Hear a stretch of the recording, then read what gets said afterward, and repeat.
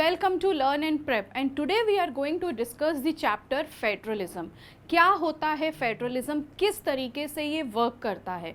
C first of all when we talk about a country, चाहे वो बड़ी हो या छोटी हो, तो किसी भी कंट्री को रन करने के लिए हमें एक गवर्नमेंट की ज़रूरत पड़ती है. Obviously a single person is not able to hold every single thing. उसे काम भी करना है, फिर वो इलेक्शंस भी लड़े. तो ऐसी क्राइटेरिया को फुलफिल करने के लिए हमें ज़रूरत पड़ती है गवर्नमेंट की. नाउ द क्वेश्चन अराइजेस, अगर वो कंट्री बहुत बड़ी है और उसको एक यूनाइटी फॉर्म में रखना है, यूनिटी के फॉर्म में रखना है, या हमें उस तरीके से काम करना है कि कंट्री एक तरीके से क्या कहलाए, यूनाइटेड कहलाए, सोवर्जन कहलाए, तो यहाँ पर जो गवर्नमेंट का रोल होता है वो किस तरीके का होता है कि पूरी कंट्री को जब उसे गवर्न करना है तो वहाँ पर डिफरेंट सेक्टर्स में वो अपनी गवर्नमेंट को क्या कर देती है, बांट देती है. जिसकी वजह से क्या होता है, जहाँ ये डिस्ट्रीब्यूशंस हो जाते हैं, पावर्स डिवाइड हो जाती हैं between the authorities, between the government, तो यहाँ पे एक smooth functioning of the country की कहलाती है. ठीक है, तो यहाँ पर मेनली इस चैप्टर में हम फेडरलिज्म के बारे में पढ़ेंगे, जो किस तरीके से कंट्री गवर्न करते हैं, किस तरीके से एक बड़ी कंट्री है तो उसको किस तरीके से हैंडल करना है, एक छोटी कंट्री है उसको किस तरीके से हैंडल करना है. ये सारी चीज़ें हम इस चैप्टर में देखेंगे. The first thing what we are going to study is the federalism. क्या होता है फेडरलिज्म? तो ये एक ऐसा सिस्टम ऑफ गवर्नमेंट है, ठीक है, एक ऐसा सिस्टम ऑफ गवर्नमेंट है in which the power is divided between a central authority and various constituent units of a country, और you can say centre authority और द स्टेट अथॉरिटी. तो दो पार्ट्स में यहाँ पर जब कंट्री का एक सिस्टम ऑफ गवर्नमेंट डिवाइड हो जाता है, that particular whole system is known to be as the federalism. It has two levels of government. जो फेडरेशन होता है इसमें टू लेवल्स ऑफ गवर्नमेंट होता है. One is the government for the entire country, that is usually responsible for a few subjects to common national interest. पहली चीज़ तो क्या हो गई, जो गवर्नमेंट है उसने हमारे फंक्शनिंग्स को दो पार्ट में डिवाइड करके रखी है. पहला, पूरे एंटायर कंट्री को उसने देखना है. ठीक है, जब that particular environment is considered to be the responsible for a few subjects of common interest, तो यहाँ पे एक डिवीजन तो ये हो जाता है. दूसरा डिवीजन क्या हो जाता है, the others are governments at the level of provinces और द स्टेट्स. पहला, पूरा का पूरा जो स्टेट, पूरा का पूरा कंट्री जो जिसको गवर्न करेगी, कंट्री जिससे गवर्न होगी, और दूसरा जो स्टेट्स हमारे बीच में डिवाइडेड हैं. If we talk about the country like India, तो यहाँ पे India is a very vast country है, तो एन नंबर ऑफ स्टेट्स भी हैं. When it comes to the number of states, तो यहाँ पे जो डिवीजन ऑफ वर्क है वो भी कैसा हो जाता है, सेग्रीगेट हो जाता है, जिससे कोई किसी के लिए आंसरेबल नहीं है और केओस नहीं होगा. ठीक है, both these levels of government enjoy their power independent of the other. मतलब both of them are not at all responsible to give the answers to each other. Under the unitary system, either there is only one level of government or the subunits are subordinates of the central government.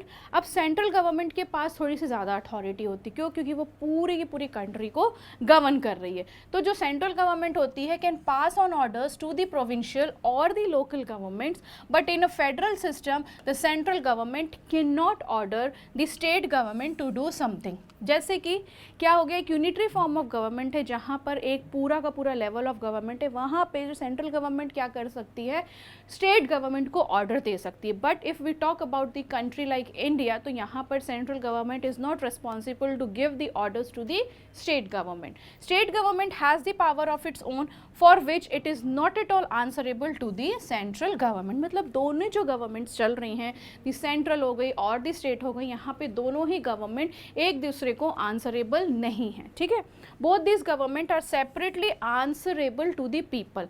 Main answers जो उनको provide करने हैं वो सिर्फ और सिर्फ to the people, मतलब सिर्फ और सिर्फ हमें प्रोवाइड करने हैं कि whatever promises they have made, either they have filled it और they have not filled it. तो फिल्ड किया है तब भी वो आंसर पीपल को ही दे रहे हैं, अनफिल्ड किया है, नॉट फिल्ड किया है, तो यहाँ पे भी वो आंसर किसको दे रहे हैं, टू द पीपल ओनली. ठीक है, What are the key features of the federalism? हमने ये देख लिया फेडरलिज्म क्या होती है, किस तरीके की होती है. Now what are its key features? क्या होते हैं key features? There are 2 or more levels of government. 2 या 2 से ज़्यादा levels of government कहलाएगी एक फेडरलिज्म में. Different tiers of government govern the same citizens, but each tier has its own jurisdiction in specific matter of legislation, taxation and administration. हर तरीके का अपना अपना jurisdiction है, legislation है, taxation है एंड एडमिनिस्ट्रेशन है. ठीक है. The jurisdiction of the respective levels और tiers of the government are specified in the constitution. The fundamental provisions of the constitution cannot be unilaterally changed by one level of the government. ठीक है. Courts have the power to interpret to the constitution and the powers of different levels of the government. तो court के पास authority है कि वो क्या कर सकती है, इंटरप्रेट कर सकती है कॉन्स्टिट्यूशन को. If the court is thinking कि ये जो कॉन्स्टिट्यूशन में this particular law, this amendment is for the sake of people, ये बनाया जा सकता है या ये लोगों के हित के लिए नहीं है, तो constitution court is having the right to interpret in the constitution. Sources of revenue for each level of government are clearly specified to ensure its financial autonomy. The federal system thus has dual objectives. जो federal system होता है उसके dual objectives होते हैं. पहला objective क्या है? To safeguard and promote unity of the country while at the same time accommodate regional diversity. मतलब दोनों तरीके से यहाँ पर जो फेडरलिज्म है उसका काम मेनली होता है कि पूरे के पूरे इंटरेस्ट जो भी है, कम्युनिटीज़ हैं, कुछ भी हैं, उनको सबसे पहले तो सेफ गार्ड करके रखना, और जो इकोनॉमिक टर्म्स में कंट्री किस तरीके से ग्रो करेगी, गवर्नेंस कैसा होना चाहिए, पीपल्स का भरोसा किस तरीके से होना चाहिए, दूसरा पॉइंट ये होता है. तो मेनली इनके 2 सिस्टम ऑफ वर्किंग होते हैं. Now if we come to or if we talk about the types of federation, तो यहाँ पे हम देखेंगे there are 2 types of federation. One is the coming together and other is the holding together. The word इसको देखो, coming together का मतलब जो लोग पास आ रहे हैं, मतलब कोई भी सेंट्रल है, स्टेट्स पास आ रहे हैं. ठीक है. ठीक है. यहाँ पर क्या हो रहा है. और होल्डिंग टुगेदर मतलब जो छोटे छोटी कंट्रीज़ होती हैं वो एक साथ आगे आती हैं, एक के बाद एक कंट्री क्या करती है, रूल करती है. तो here there are 2 types of federation. Now if we see the difference between both of them, तो यहाँ पे पहली चीज़ क्या होगी, कमिंग टुगेदर की अगर हम बात करेंगे तो फर्स्ट थिंग यहाँ पे states come together to form a bigger unit to increase the security. मतलब एक जैसे कि इंडिया है, इंडिया में डिफरेंट स्टेट्स है, लेकिन वो स्टेट्स एक साथ आते हैं जिससे कि पूरी की पूरी कंट्री की क्या बनी रहे, यूनिटी बनी रहे. All the states have the equal powers. Every state pool is sovereignty without the involvement of central government. And examples are USA, Australia and the Switzerland. तो यहाँ पे different states जो होते हैं like USA है, Australia, Switzerland है, ये सारी चीज़ें किस में आ रही है, हमारी coming together में. होल्डिंग टुगेदर का मतलब क्या होता है, अ लार्ज कंट्री डिवाइड्स इटसेल्फ. यहाँ पे स्टेट्स ने डिवाइड किया था, यहाँ पे कंट्री डिवाइड कर रही है. तो a large country divides itself into central and its constituent assembly. Best example अगर होल्डिंग टुगेदर का है तो वो है India. Central government has more power because पूरा का पूरा जो फंक्शन है from the top to the bottom, यहाँ पे पूरा का पूरा कंट्रोल सेंट्रल पे है, लेकिन वो स्टेट्स अकॉर्डिंगली अपने हिसाब से काम वो कर सकते हैं. Central government maintain sovereignty of the country. India, Belgium and Spain is the best example of the holding together federation. ठीक है. Now how can you say India is a federal country? First of all India जैसा कि हम देखते हैं जो इसका governance है, पहला सेंट्रल पार्ट में डिवाइडेड है, सेंट्रल पूरा गवर्नमेंट देखेगी, फिर हमारे स्टेट गवर्नमेंट्स के काम आ जाते हैं. जो तीसरा हमारा एक और इंट्रोडक्शन हुआ है जब यहाँ पर states were unable to fulfill all their responsibilities, तो यहाँ पर गवर्नमेंट ने एक रोल ऑफ गवर्नमेंट और ऐड किया, that was the self help government, और you can say the municipalities जो अर्बन एरियाज़ में और रूरल एरियाज़ में होते हैं. तो अगर हम कॉन्स्टिट्यूशन की बात करें इंडिया को as the union of states, although it do not use the word federation, तो यहाँ पर अगर हम बात कर रहे हैं, यहाँ पर अगर हम बात कर रहे हैं यूनियन स्टेट है, लेकिन we can not use the word federation. The Indian union is based on the principles of federalism. मतलब इंडिया को एक फेडरल स्टेट कहा कहते ज़रूर हैं लेकिन एग्जैक्टली हम उसको फॉर्म में नहीं बोलते, क्योंकि there are an number of things to make the country united. अगर किसी एक चीज़ को हम यहाँ पर क्या देंगे, इंपॉर्टेंस देंगे, तो वो चीज़ क्या हो जाएगी, वहाँ पे लोगों का सेग्रीगेशन ज़्यादा बढ़ने लगेगा। The constitution originally provided for a 2-tier system of government, the union government और the central government representing the union of India and the state government. Later, a third tier of federalism was introduced or added in the form of panchayats and the municipalities. ठीक है, तो there are 3 forms of government in India we talk about. One is at the central, other is at the state, and third one is the panchayat, जिसे हम third tier of government भी बोलते हैं। अब ये देख लिया कि इंडिया एक फेडरल कंट्री है कि नहीं। Now we will see features of the federal government. क्या होते हैं features of the federal government?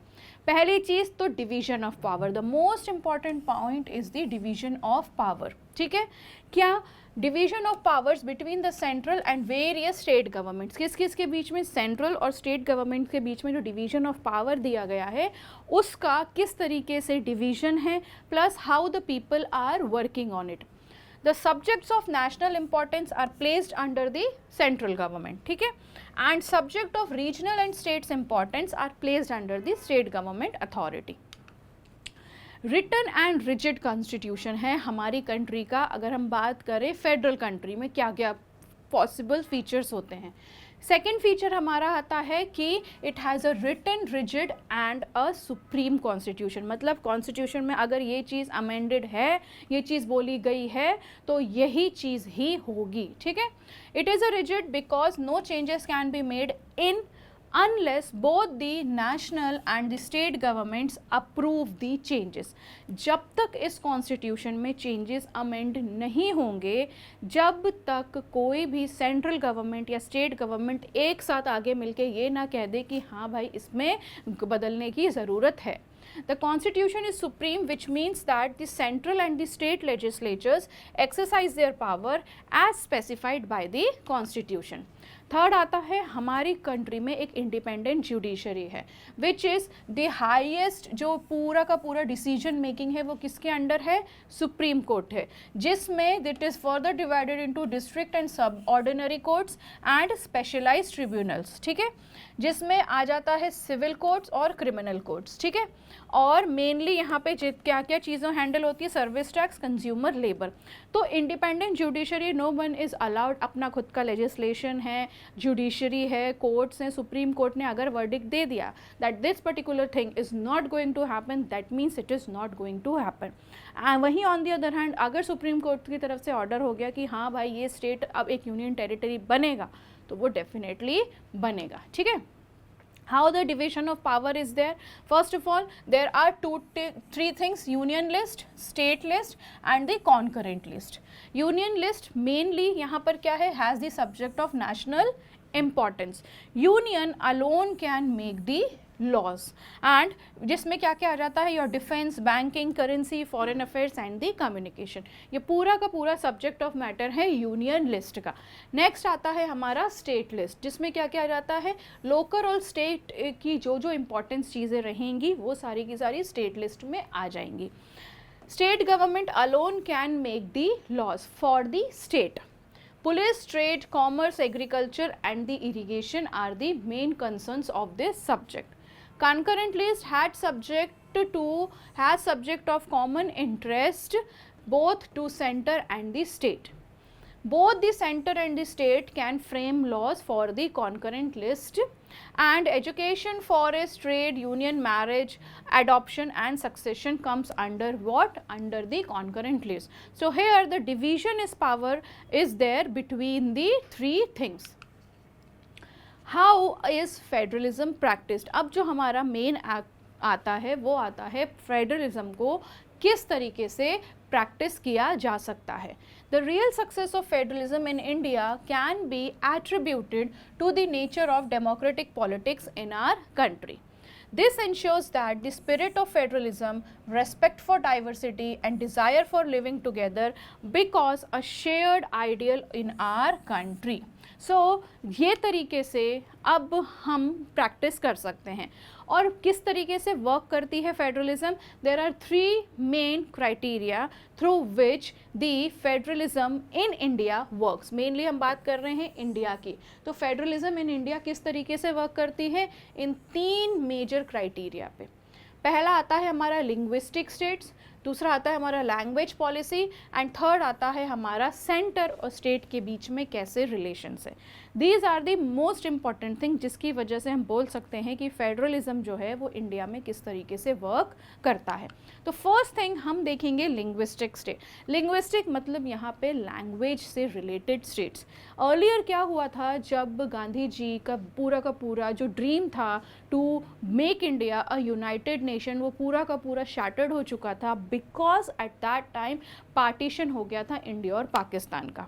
Further अब गांधी जी नहीं चाहते थे कि पार्टीशन हो, तो just for making the things into the frame, यहाँ पर क्या किया गांधी जी और नेहरू जी ने मिलके ये बोल दिया कि हम अब इलेक्शंस जीत गए तो हम हर स्टेट्स को on their language, on the basis of their language divide कर देंगे। इलेक्शंस हुए, इलेक्शंस जीत भी गए, लेकिन वो ये नहीं चाहते थे कि क्योंकि उनको इलेक्शंस जीतना था, क्योंकि वो कॉन्स्टिट्यूशन फ्रेम कर लेते तो लोगों का भरोसा उन्होंने जीत लिया।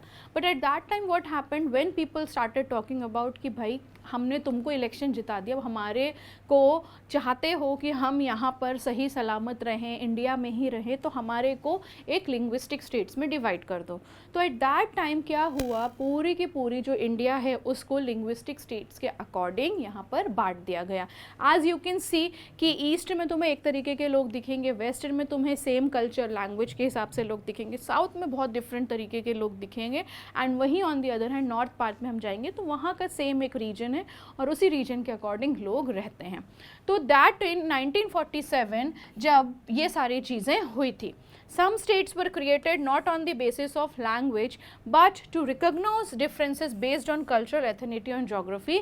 ये चीज़ों को डिवाइड करना पड़ा so that जो people चाहते थे कि उनका, जो गवर्नमेंट चाहती थी कि उनका भरोसा लोगों पे बना रहे और लोगों का भरोसा गवर्नमेंट पे बना रहे, इस क्राइटेरिया के अकॉर्डिंग यहाँ पर लिंग्विस्टिक स्टेट्स के अकॉर्डिंग डिवाइड हुए। क्योंकि हर कोई चाहता था कि हम भी अलग होके रहेंगे, हम भी अलग अपनी कंट्री बना लेंगे, तो इंडिया तो कुछ भी नहीं बचता। तो सिर्फ और सिर्फ to maintain India as a united nation यहाँ पर लिंग्विस्टिक स्टेट्स के बीच का डिफरेंस कराया गया। Second test for Indian federation is the language policy. ठीक है, the constitution did not give the status of national language to one language. अब because it is divided further कि यहाँ पर अगर हम देख रहे हैं कि एक ही लैंग्वेज को अगर हम इम्पॉर्टेंस देंगे तो बाकी अदर जो लैंग्वेजेस रहेगी लोगों की वो क्या, तो यहाँ पर हिंदी को पहले एज द ऑफिशियल लैंग्वेज बोला जाता था कि चलो हम हिंदी को ऑफिशियल लैंग्वेज बोल देंगे। बट बहुत से लोगों ने ऑब्जेक्शन उठाए क्योंकि हर किसी के लिए Hindi was not the usual language, the way we speak, the way we right.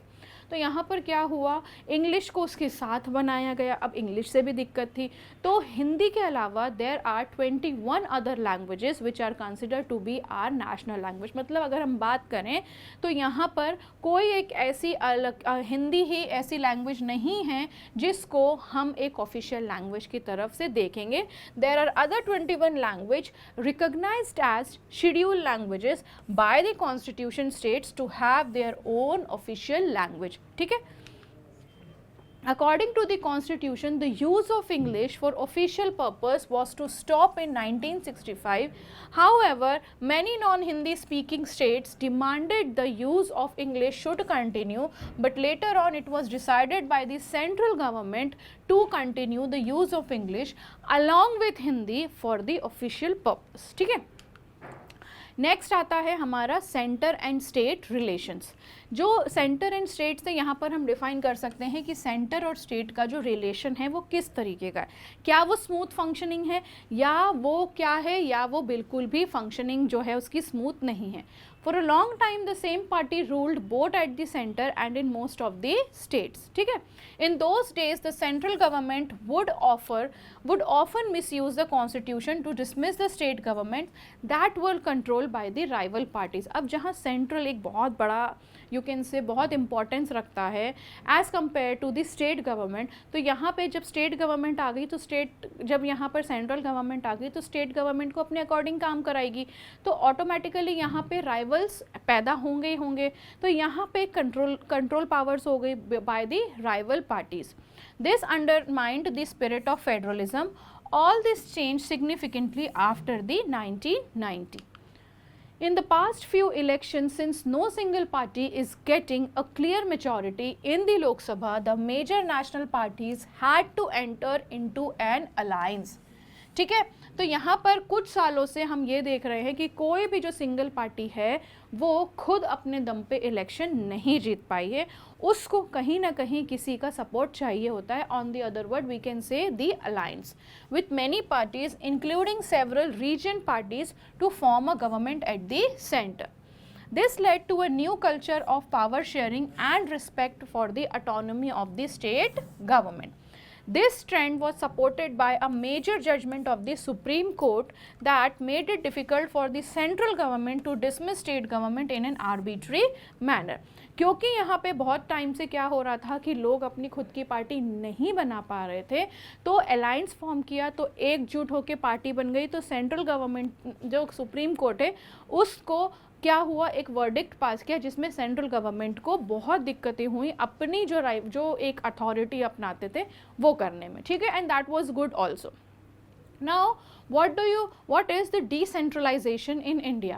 When power is taken away from the central and the state government, जब यहाँ पर पूरी की पूरी पावर सेंट्रल और स्टेट गवर्नमेंट से ले ली जाए और किसी और चीज़ को दे दी जाए, given to a local government, it is called the decentralisation. The basic idea behind decentralization is that there are a large number of problems and issues which are best settled at the local level. अब यहाँ पे state government अपना काम कर रही है, central government अपना काम कर रही है, but there are people who are living locally also, and local लोग ही उस चीज़ को क्या कर सकते हैं, पूरी तरीके से समझ सकते हैं कि actually sanitation कैसा होना चाहिए, actually bathing facilities, proper sanitizing, जो इंडस्ट्री से effluents गिर हैं वो कहाँ पे होना चाहिए, ये स्टेट गवर्नमेंट नहीं कर सकती. Rather than focusing on this छोटे छोटे सब्जेक्ट्स, अब यहाँ पर क्या हुआ, सेंट्रल गवर्नमेंट और स्टेट गवर्नमेंट के पास से वो अथॉरिटी ले ली जाती है और एक लोकल गवर्नमेंट को दे दी जाती है.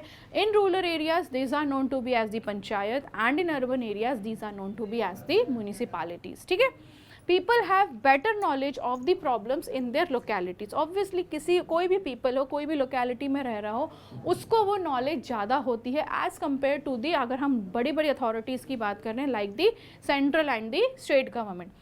They also have better ideas on where to spend money and how to manage things more efficiently.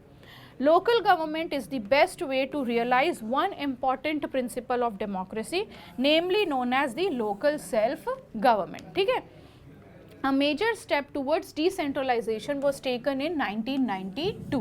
क्या स्टेप लिया गया था कि constitution was amended to make the third tier of the democracy more powerful and the effective one. मतलब constitution of India ने amend किया था कि जो लोकल सेल्फ गवर्नमेंट होगी वो मोर पावरफुल होगी as compare to the other ones. Now it constitutionally mandatory to hold local government bodies. Seats are reserved in the elected bodies and the executive heads of the institution for the scheduled caste, scheduled tribes and other backward classes. हर तरीके से जैसे कि central government के elections होते हैं, local government Lok Sabha के elections होते हैं, वैसे ही इसी तरीके से लोकल सेल्फ गवर्नमेंट का भी जो इलेक्शन होगा सेम क्राइटेरिया इसमें भी फॉर्म होगा. नाउ इसमें एक क्राइटेरिया और जोड़ा गया कि at least 1/3 of all the positions are reserved for women. An independent institution called the State Election Commission has been created in each state to conduct panchayat and municipal elections. ठीक है, the state government is required to share some powers and revenue with the local government bodies. तो यहाँ पे जब elections conduct करते हैं तो election commission बिठाई जाती है, अकॉर्डिंगली वो रूल्स रेगुलेशन सेट करते हैं, and state government is the authorised one जो यहाँ पर अपनी पावर्स और रेवेन्यूज़ को क्या करेगा, फैलाएगा, ठीक है, रिक्वायर्ड कराएगा, हर चीज़ से शेयर करेगा हर चीज़ को जो कि एक लोकल गवर्नमेंट की ज़रूरत है। Now how the local workings, rural local government works। सबसे पहली चीज़ पे आते हैं हमारे gram panchayat which is at the village level, ठीक है। उसके बाद आता है हमारे पंचायत समिति जो डिफरेंट ब्लॉक्स के तौर पर डिवाइड कर दिए जाते हैं डिफरेंट विलेजेस को। फिर आता है जो भी मैटर हमारा जो बड़ा मैटर होता है जो डिस्ट्रिक्ट में ही सॉल्व होगा, that considered to be as under the Zila Parishad, ठीक है। Now what are the powers and responsibilities of the panchayat, मतलब अब हम रूरल एरियाज़ की बात करेंगे। Preparation of plan for economic development and social justice for the village। Implementation of the schemes for the economic development of the village, मतलब main focus यहाँ पर अभी क्या है, हर तरीके का प्लान इकोनॉमिक ग्रोथ के लिए, सोशल जस्टिस के लिए, mainly for the villages. Schemes बनाई गई हैं for the development of the villages. It will charge and collect all the due taxes, duties, tolls and fees so that proper तरीके से implementation हो पाए for the development of the villages. Now what are the functions of the gram sabha. Gram sabha should meet at least once in each quarter, मतलब हर 4 महीने में ग्राम सभा में मीटिंग होनी है, preferably on the Republic Day, Labour Day, Independence Day and the Gandhi Jayanti जो quarterly में पॉसिबिलिटीज हो पाती हैं। It should decide the developmental work which is to be carried out by the panchayat, किस तरीके का डेवलपमेंट होना चाहिए पर्टिकुलर गांव में, पर्टिकुलर विलेज में, प्रॉपर फैसिलिटीज़ हैं, हेल्थ केयर हो गई, स्कूल्स हो गए, सैनिटेशन हो गई, हर तरीके की फैसिलिटीज़ प्रॉपरली किस तरीके से होनी चाहिए वो इनके डेवलपमेंट डिसीजंस में आते हैं। It should suggest remedial measures for economy and efficiency in the functioning of the panchayat। It should question and examine the decisions of the panchayats in the meeting of the Gran Sabha। मतलब हर तरीके की चीज़ अगर लग रहा है for the development of the village is very must, तो हर तरीके का डिसीजन इस पर्टिकुलर मीटिंग में होना ही चाहिए, एंड आफ्टर द डिसीजन किस तरीके से वो इम्प्लीमेंट होगा ये चीज़ें भी देखी जाती हैं। It should discuss the annual financial statement of Gram Panchayat and examine the revenue and the expenditures incurred। हर तरीके का जितना भी खर्चा है किस तरीके से होगा, कैसे होगा, कहाँ पर होगा, क्या क्या पॉसिबिलिटीज़ होंगी, ये सारी चीज़ें यहाँ पर देखनी ज़रूरी है। किस तरीके का एक्सपेंडिचर होगा, किस तरीके का डेवलपमेंट है, तो यहाँ पर इस तरीके का पैसा लगेगा, ये सारी चीज़ें are the functions of the gram Sabha. Now ग्राम पंचायत का किस तरीके से हेड्स होते हैं।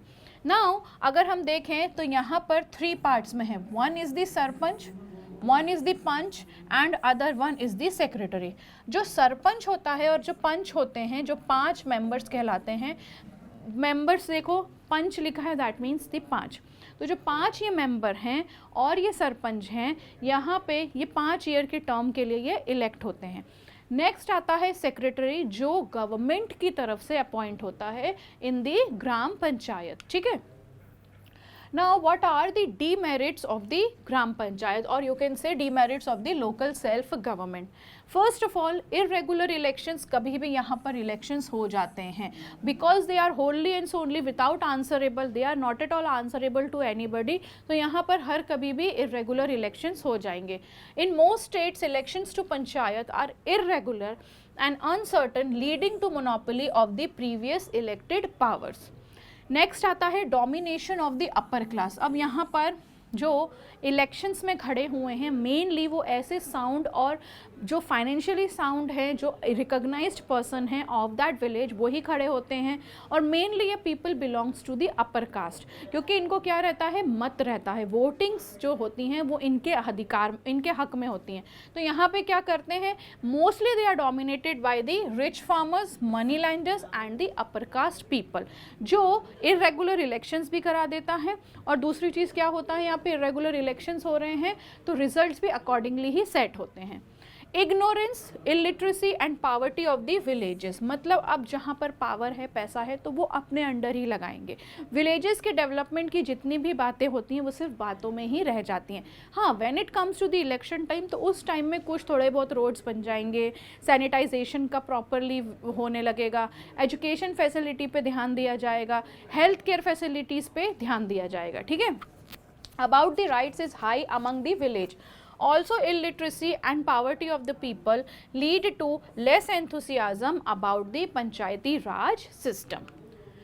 एक्सेसिव ऑफिशियल कंट्रोल, अब यहाँ पर एक्सेसिव ऑफिशियल कंट्रोल होता है जिसमें कि जो डिस्ट्रिक्ट ऑफिसर्स होते हैं सबसे ज़्यादा इंटरफेयर करते हैं unnecessarily in the working of the panchayats and also dissolve it और suspend it according to their will. अगर उनके अकॉर्डिंग काम हो रहा है तो वेल एंड गुड, अगर उनके अकॉर्डिंगली काम नहीं हो रहा है तो either they will be suspended और या उस पर्टिकुलर चीज़ को वो रिस्ट्रिक्ट कर देंगे। लैक ऑफ एडुकेट फंड्स, ऐसा नहीं है कि गवर्नमेंट की तरफ से विलेजेस के डेवलपमेंट के लिए फंड्स नहीं आते, लेकिन जो ये हायरार्की चलती है बिटवीन दी जो फंड से लेकर जहाँ पर एक्चुअली अलॉटेड है वहाँ तक आने में वो फंड बिल्कुल आधे के आधे हो जाते हैं। तो जो चीज़ों के लिए वो फंड मंगाया जाता है वो उस चीज़ में यूज़ ही नहीं होता। A lot of money is needed for the development activities and the source of income is limited. This leads to ill functioning of the Panchayati Raj system because there is a hierarchy maintained. जहाँ से पैसा चल रहा है चलते चलते जब वो नीचे की तरफ आता है, ये है हमारा मनी,